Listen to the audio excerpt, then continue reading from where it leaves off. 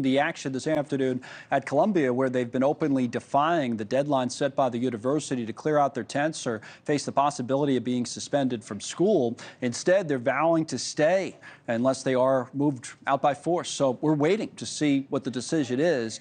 In the meantime, Secretary of State trying to solve all this, essentially, trying to get some sort of a deal, a ceasefire, a release of the hostages. And let's bring Aaron David Miller in, the senior fellow with the Carnegie Endowment for International Peace, as we try to put it all together. So, I mean, that's the issue, right? So Secretary Blinken's overseas. He's, I'm sure, seeing the images again of these protests picking up on American college campuses. But I don't know, maybe it's hope more than analysis, but you see these headlines say maybe this time it's for real that they're getting closer to some sort of a deal. How do you read what's happening overseas today? Thanks for having me, McCall. You know, negotiations, at least the one I've been involved in for decades between Arabs and Israelis and Palestinians, usually have two speeds, slow and slower. And I think the Israel-Hamas negotiations have proven that over the last 6 or 7 months. When, in fact, negotiations work, it's always because there's a greater sense of urgency on the part of the parties involved.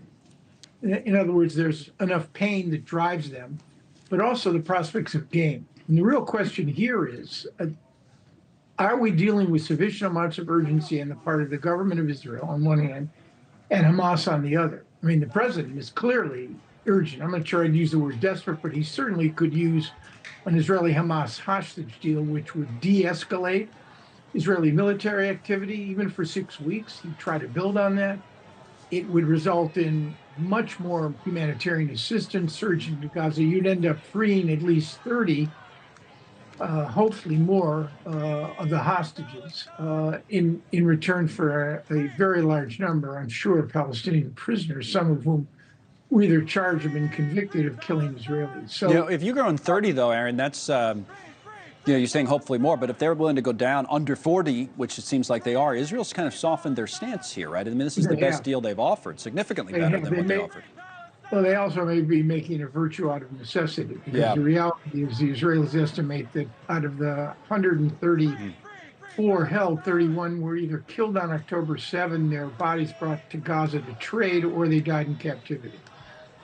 The Israelis also, a couple of Israeli officials, Barak Ravid and Axios, have reported, actually for the first time, created an opening by saying that in phase 2, the Israelis might be open to a situation in which the war, quote unquote, the war would be ended in Gaza. That's new. And that would involve presumably 50 hostages that Hamas will still hold in response to a permanent ceasefire. That right now is too good to be true, I'm afraid. Yeah, it might be. Okay, well, that is an interesting development. What about all of these pictures, again, that continue from the American college campuses that may or may not be putting political pressure on President Biden? How does that work into all of this, if at all?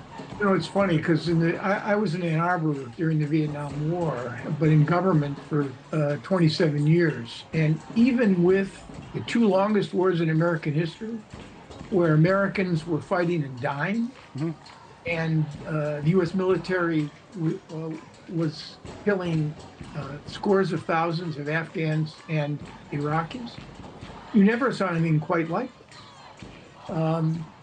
It's rather remarkable. What it suggests, where it's going, is unclear. I've been talking to a couple of college campuses. It was very little of this, although some protests.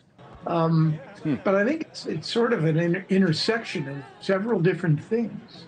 It's white-hot anger, clearly, at the exponential rise of Palestinian deaths and humanitarian catastrophe in Gaza. That's for sure.